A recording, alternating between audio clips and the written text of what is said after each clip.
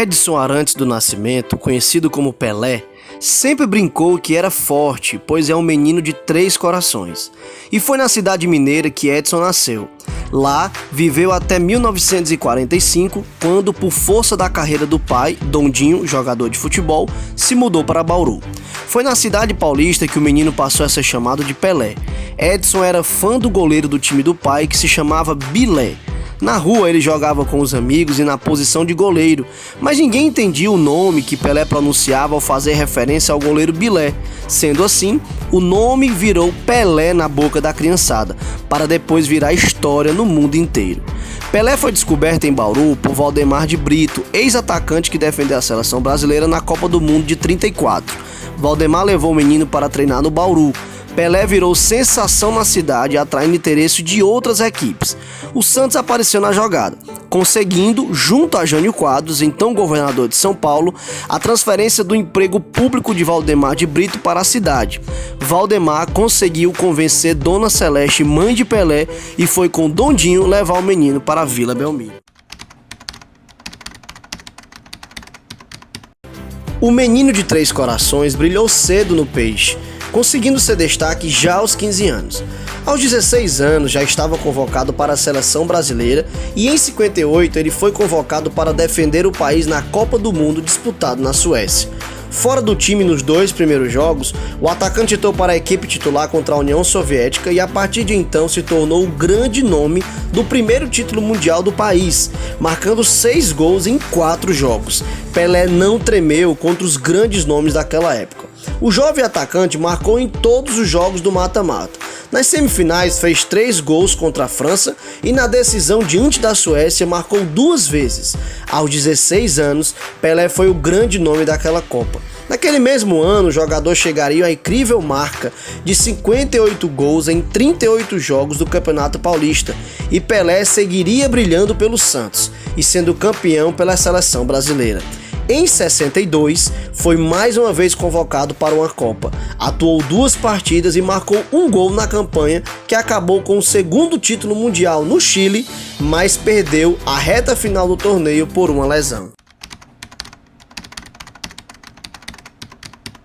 O prestígio de Pelé era tamanho que até os árbitros tinham dificuldade para expulsar o craque de campo. Prova disso foi um amistoso do Santos realizado contra a seleção colombiana em 68. O estádio El Campín em Bogotá estava lotado. Todos queriam ver Pelé, mas após uma confusão em campo, o árbitro, Guilhermo Velásquez, resolveu expulsar Pelé. A revolta foi tanta que não houve jeito de o jogo seguir sem o craque. Guilhermo acabou sendo substituído pela federação local pelo Bandeirinha. Pelé voltou a campo e o time brasileiro acabou vencendo a partida por 4-2. Foi o dia em que, mesmo sem querer, Pelé acabou expulsando um árbitro de campo. Em outro episódio, em 1969, o Santos fazia uma excursão na África.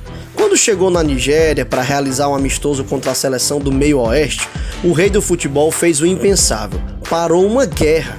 O ambiente hostil pelo confronto entre nigerianos e separatistas do leste parou para ver Pelé. Tanto que foi decretado feriado no dia do jogo do Peixe. Tudo parou. Foi decretado um cessar-fogo para que o time brasileiro chegasse e saísse do estádio em segurança. O Santos acabou vencendo por 2-1. Infelizmente, depois que o time alvinegro deixou o país, a guerra seguiu. No entanto, 2 milhões de pessoas acabaram perdendo a vida no conflito que durou até o início da década de 70.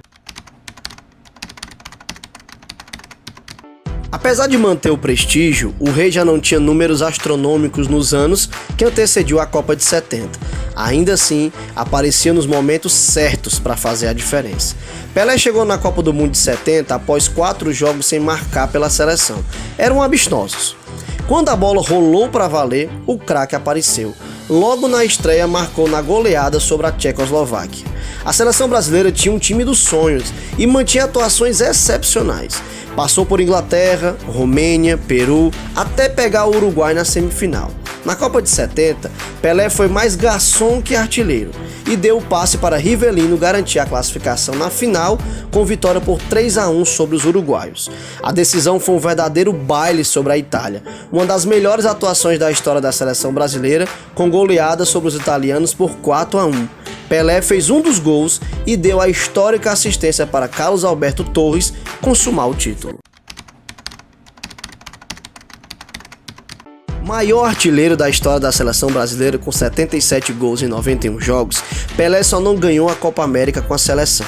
Com o Santos foi campeão da Taça Brasil 5 vezes, uma do Roberto Gomes Pedrosa, 11 do Paulista, 4 do Rio São Paulo, 2 Libertadores e 2 do Mundial. É o nome maior do clube.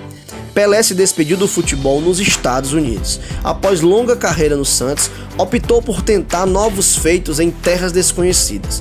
Foi um sucesso de marketing fora do campo, mas também alcançou bons feitos com a bola nos pés.